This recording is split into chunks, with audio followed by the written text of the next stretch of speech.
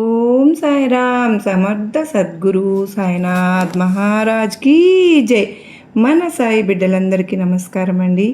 ఎలా ఉన్నారు? ఏం చేస్తున్నారు? మీ అందరూ కూడా సంతోషంగా, క్షేమంగా, ఆరోగ్యంగా ఉండాలని మనస్ఫూర్తిగా సాయినాథుని యొక్క ఆశీస్సులు మనందరిపైన ఉండాలని ఆ సాయిని వేడుకుంటూ ఈరోజు వీడియోని మొదలు పెడుతున్నాను. ఇక ఈరోజు వీడియోలో సాయినాథుని సందేశం ఏంటి అంటే కనుక, బిడ్డ, నువ్వు ఈరోజు మొదట చూడగానే తిరుమల వెంకన్నను తాకి ఈ నెల చివరి రోజు లోపే అంటే నీ కళ్ళల్లో ఉన్నటువంటి కన్నీళ్ళన్నీ కూడా మటుమాయం చేస్తాను, అలాగే నీ మనసులో తెలియనటువంటి ఒక ఆనందాన్ని నింపుతాను అని అంటున్నారు. మరి సాయినాథుని సందేశంలో ఉన్నటువంటి పరమార్థం ఏమిటో తప్పకుండా తెలుసుకున్నామండి. ఇప్పుడే కొత్తగా మన ఛానల్ చూస్తున్నారా? ప్లీజ్ అండి, దయచేసి ఛానల్ సబ్స్క్రైబ్ చేసుకుని వీడియో కనుక మీకు నచ్చినట్లయితే లైక్ చేసి సపోర్ట్ చేయండి. మరి ఇవాళ రోజున ఈ వీడియో మన దాకా వచ్చింది అంటే అది యాదృచ్ఛికంగా జరిగినటువంటి విషయం కాదండి. నిజంగా ఎవరో తెలియదు, కానీ ఆయన భక్తులు విలువెల్లాడిపోతూ కన్నీళ్లతో ఆయన పాదాల చెంత చేరి ఆయనను ఈ సమయంలో ఎవరో దీనాతి దీనంగా ప్రార్థిస్తూ ఉంటారు. కనుకనే సాయినాథుడు ఆయనే స్వయంగా రాలేక ఈ సందేశం రూపంలో భక్తులకు ఇది వినిపిస్తూ ఉన్నారని చెప్పి మనం అర్థం చేసుకోవాలండి. ఒక్క క్షణం ఆగమ్మా, కలవరపడద్దు. నీకు ఈ నెలాఖరి లోపానే అంటే రేపు ఉదయం లోపానే నీకు ఊహించినటువంటి ఒక అద్భుతమైనటువంటి శుభవార్తని తలుపు తట్టేలాగా నేను చేస్తాను. అంత మాత్రమే కాదు, ఈ రోజంతా కూడా నువ్వు పడినటువంటి బాధకు తప్పకుండా నేను ముగింపు అయితే ఇవ్వబోతూ ఉన్నాను. అయితే ఈరోజు నువ్వు చెప్పేటటువంటి ప్రతి మాటను కూడా పూర్తిగా వినాలి. వింటేనే కదా నువ్వు పొందేటటువంటి ఆనందం ఏంటి అనేది నీకు అర్థమవుతుంది. చివరి వరకు నా మాటను ఆలకించే ప్రయత్నం చెయ్యి. బిడ్డ, ఎన్నాళ్ళుగానో ఒక విషయం గురించి నువ్వు బాధపడుతూ ఉన్నావు. దాని గురించే కదా నీ చింత. నీకు దాని నుంచి ఎన్నో ఇబ్బందులు కలుగుతాయేమో అని భయపడిపోతూ ఉన్నావు. లోపల విపరీతంగా మదన పడిపోతూ ఉంటున్నావు. నా మొర నీకు వినపడడం లేదా అని ఎన్నోసార్లు ఆకాశం వైపు చూస్తూ అడిగినటువంటి రోజంటూ లేదు. నీ ఓపిక నశించిపోతున్నటువంటి సమయంలో, నీవు నమ్మకం కోల్పోతున్నటువంటి తరుణంలో, ఇదిగో నేను నీ చెంతకు వచ్చానమ్మా అంటూ ఎన్నోసార్లు చెప్పాలని పరీక్షించాను. నీ నిరీక్షణ ముగిసేటటువంటి సమయం ఆసన్నమైంది. నీ మార్గంలో ఉన్నటువంటి ముళ్ళను నేను ఏరి పారేస్తున్నాను. నువ్వు వెళ్ళేటటువంటి దారిలో నీకు తెలియకుండానే నేను నీ వెనుకనే ఉండి మరీ నిన్ను జాగ్రత్తగా కాపాడుకోబోతున్నాను. చూడు బిడ్డ, రేపు ఉదయం సూర్యోదయంతో పాటుగా నీ జీవితంలో ఎంతో అద్భుతంగా కొత్త వెలుగులు రాబోతున్నాయి. అంత మాత్రమే కాదు, నువ్వు అనుకుంటున్నటువంటి ఒక పనికి ఉన్నటువంటి ఆటంకాలు అన్నీ కూడా మంచులాగా కరిగిపోయేలాగా నేనే చేయబోతున్నాను. 9 అనేది నా సంఖ్య, నాకు ఇష్టమైనటువంటి సంఖ్య. కనుకనే నవవిధ భక్తులకు ఇది నిదర్శనం. అమ్మ, రేపు ఉదయాన్నే నేను ఇప్పుడు చెబుతున్నటువంటి సమయం లేపు నీవు ఏదో ఒక వార్త, ఒక సమాచారం అనేది తప్పకుండా నీ దగ్గరకు వచ్చేటటువంటి ఒక వ్యక్తి లేదా ఇంకా ఎవరైనా సరే నీకు తెలిసినటువంటి వారు నీ ముఖంలో చిరునవ్వు నింపుతారు. ఆ వార్త నువ్వు వినగానే నువ్వు పొందేటటువంటి ఆనందం ఉంటుంది చూడు, అది నాకు ఇచ్చేటటువంటి దక్షిణగా నేను స్వీకరించబోతూ ఉన్నాను. నువ్వు గదిలో ఒంటరిగా కూర్చుని ఎంతో ఎక్కువ కన్నీరు పెట్టుకుంటూ ఉన్నావు. నీ భుజంపై నేను చెయ్యి వేశాను, కానీ నువ్వు గుర్తించనే లేదు. అయితే నన్ను ఎవరు కూడా అర్థం చేసుకోవడం లేదు అని చెప్పి నువ్వు బాధపడుతూ ఉన్నప్పుడు నీ ఆత్మలో నేను అడుగడుగునా కూడా ధైర్యాన్ని నింపాను. ఇకపై ఆ కన్నీరు అనేది ఆనంద బాష్పాలుగా తప్పకుండా మారబోయేటటువంటి క్షణం అనేది రాబోతుంది.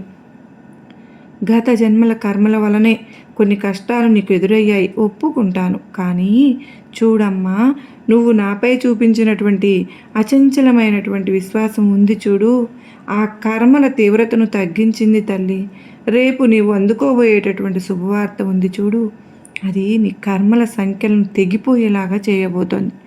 అయితే నీవు రేపు ధనం రావచ్చు, లేదా నువ్వు కోరుకున్న కోరిక నెరవేరవచ్చు, పదవి కూడా రావచ్చు. కానీ అన్నింటికంటే ముఖ్యమైనది మనశ్శాంతిని నేను నీకు ప్రసాదించబోతున్నాను తల్లి.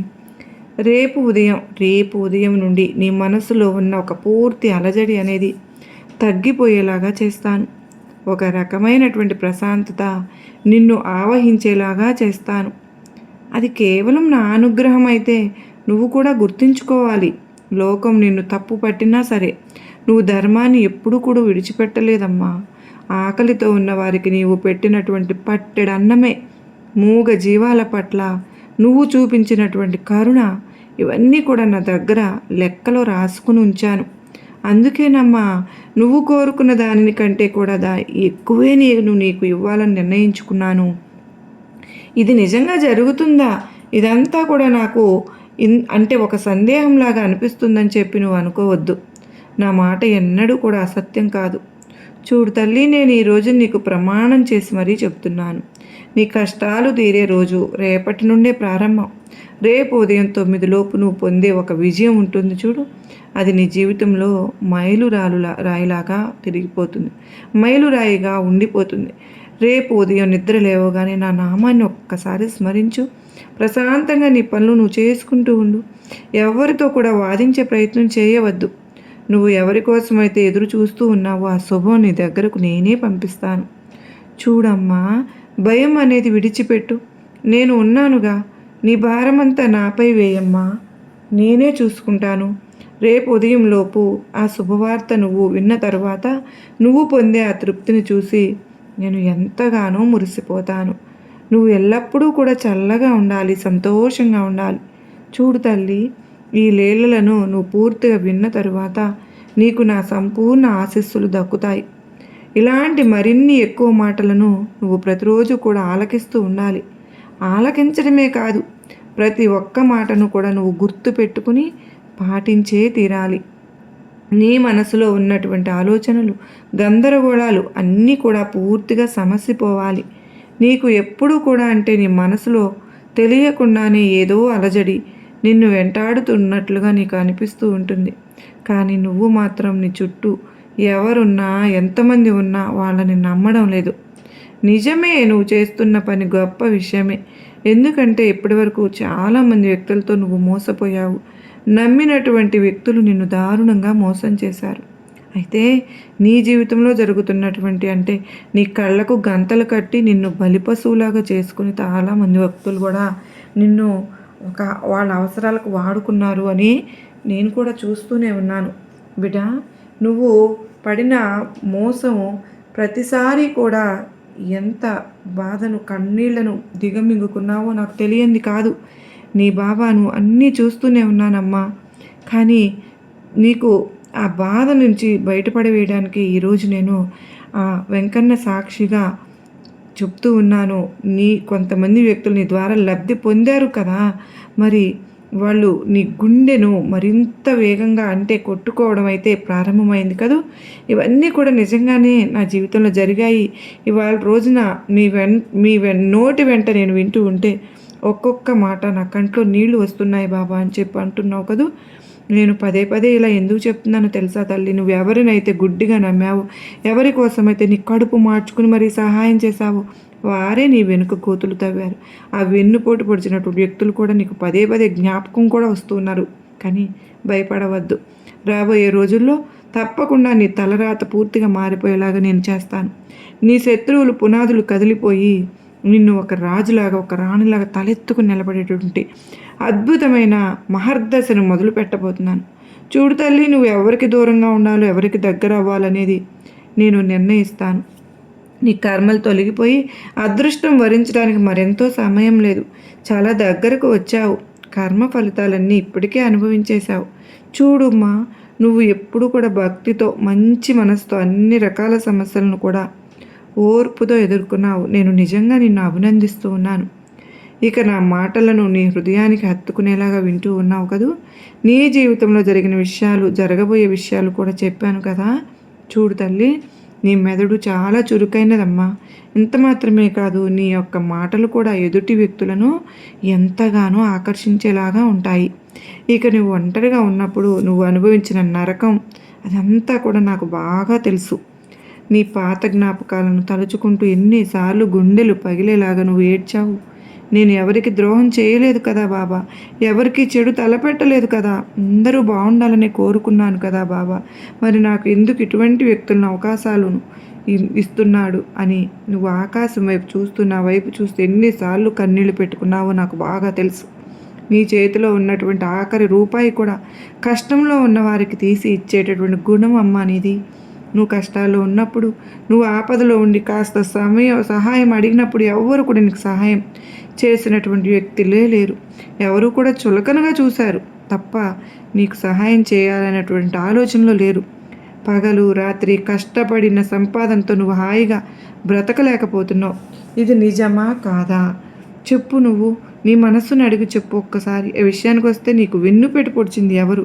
నీ ఎదుగుదలను అడ్డుకుని నువ్వు బాగుపడుతుంటే చూసి ఏడ్చినటువంటి ఆ రాక్షసులు ఎవరు అనేది కూడా, నీతో మంచిగా ఉంటూనే నీ వెనుక గోతులు తవ్వుతున్నటువంటి ఆ వ్యక్తులు వేరు ఎవరో కాదమ్మా, నీ అత్యంత సన్నిహితులే కావచ్చు. అయితే వారిని నువ్వు గుర్తుపట్టి వారితో దూరంగా ఉండు.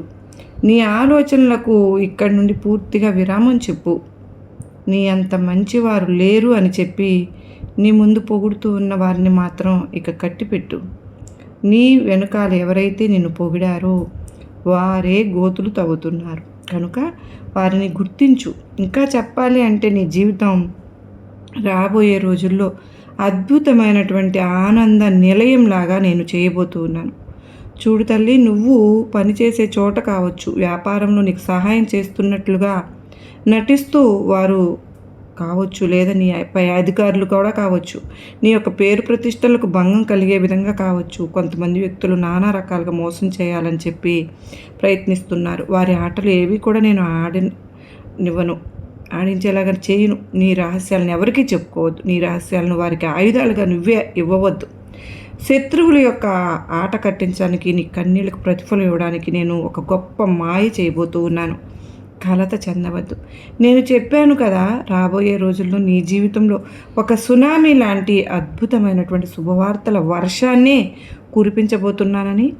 నీ జీవితంలో రాసి పెట్టుకో తల్లి. ఇలాగే రేపటి నుండి మొదలయ్యేటటువంటి కొన్ని పనులు నీకు కొంత విచిత్రంగా అనిపిస్తాయేమో. ఉదయం లేవగానే నీ మనసులో ఒక బలమైనటువంటి ఆలోచన మొదలవుతుంది. ఎవరి పట్ల అయితే గుడ్డిగా నమ్మే వారి పట్ల నీకు ఒక బలమైనటువంటి అనుమానం మొదలవుతుంది. ఇక నీ కళ్ళ ముందు ఒక చిన్న సంఘటన కూడా జరిగేలాగా నేను చేస్తాను. వారి అసలు రంగు నీకు చూపిస్తాను. నువ్వు మాత్రం ప్రశాంతంగా ఉండు. ఎవరితోనూ కూడా గొడవ పడవద్దు. అలాగే ఈరోజు నీకు వచ్చేటటువంటి ఒక ఫోన్ కాలు లేదా ఏదైనా సరే ఒక సందేశం ఊహించినటువంటి శుభవార్తగా మారుతుంది.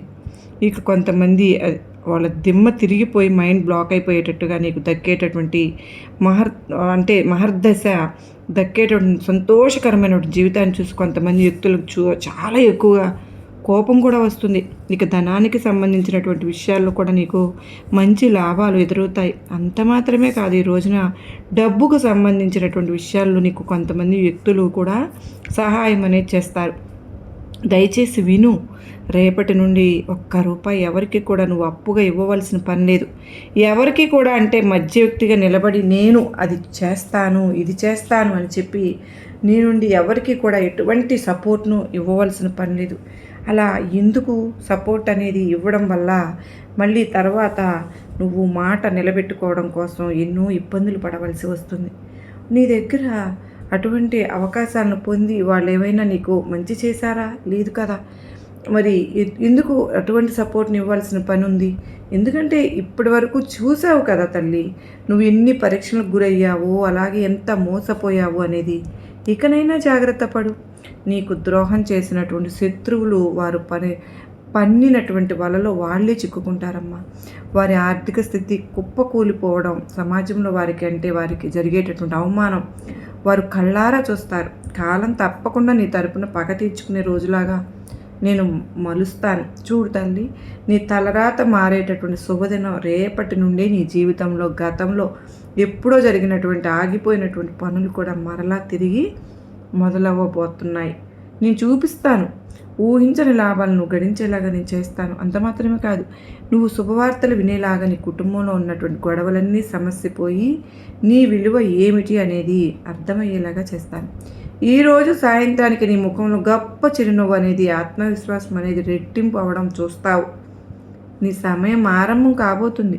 అద్భుతమైనటువంటి మార్పును నువ్వు సొంతం చేసుకోవాలి అంటే కొన్ని విషయాల్లో జాగ్రత్తగా ఉండాలి. అయితే దైవబలం తోడైతేనే కదా ఏదైనా అద్భుతంగా మారుతుంది. నిన్ను రెచ్చగొట్టి అవమానించిన నువ్వు ఎవ్వరికి కూడా ఈ రోజున సమాధానం చెప్పనే వద్దు. నీ మౌనమే నీకు ధైర్యం అవ్వాలి. నీ ఇష్టదైవమైన దైవం ముందు ఈరోజు ప్రార్థిస్తూ ఉండు. ఉదయం సాయంత్రం వేళ స్నానం చేసిన వెంటనే నీ ఇష్టదైవ నామాన్ని జపించు. ఇంట్లో సాంబ్రాణి ధూపం వేయాలి. ఆహారం దానం ఎవరికైతే వీలైతే తప్పకుండా నువ్వు చెయ్యి. తల్లి, ఆకలితో ఉన్నవారికి నీ చేతులతో అన్నదానం చేసే ప్రయత్నం అయితే చెయ్యి. అవన్నీ కర్మలను దూరం చేస్తాయి తల్లి. నువ్వు ఎవరికైనా సహాయం చేసావంటే బ్రహ్మాస్త్రం కనుక ఈ విషయాల్లో నువ్వు తప్పకుండా వహించకుండా నేను చెప్పినటువంటి పనులు చేసుకుంటూ వెళ్ళు. నీ జీవితంలో నీ ముఖంలో ఉన్నటువంటి కన్నీళ్ళన్నీ కూడా తొలగించేస్తాను. నీకు సంబంధించినటువంటి రహస్యాలు నీలో దాచిపెట్టుకో. డబ్బుకు సంబంధించినటువంటి విషయాలు కావచ్చు, ఎవరితో కూడా చెప్పవద్దు. ఎవరికి కనీసం ఇంట్లో వారికి కూడా చెప్పవద్దు. అన్ని పనులు కూడా పూర్తయిన తర్వాత చెప్పడం అలవాటు చేసుకో. నువ్వు పుట్టుకతోనే ఒక అద్భుతమైనటువంటి గొప్ప వ్యక్తిగా పుట్టావు తల్లి. ఇప్పటి నుంచి నీ జీవితం ఎలా మారుతుందో చూసేవారికే వింతగా అనిపిస్తుంది. నీ ఎదుగుదలను చూసి కొంతమంది వ్యక్తులు తలదించుకుంటారు. ఇది నా వాక్కు, భగవంతుని యొక్క వాక్కులాగా ఆ సాక్షాత్తు శ్రీ తిరుమల వెంకన్న స్వామి నీకు మనసారాని నమ్మావు కనుకనే నీ జీవితాన్ని బంగారంలాగా మార్చబోతున్నారు. నేను చెప్పిన ఈ విషయాలు నీ మనసుకు హత్తుకుంటే, నీ జీవితంలో జరుగుతున్నటువంటి సంఘటనలకు దగ్గరగా అనిపిస్తే, కనీసం నీకు ఇష్టమైనటువంటి నీ దైవానికి కృతజ్ఞత తెలియజేసుకో. ఇక నుంచి నువ్వు సంతోషంగా ఉండాలని నేను కోరుకుంటూ ఉన్నాను. బిడ్డ, నీకు నా ఆశీర్వాదములు ఇస్తున్నాను అంటూ సాయినాథుడు ఈరోజు అత్యద్భుతమైన సందేశాన్ని అందించారు కదండి.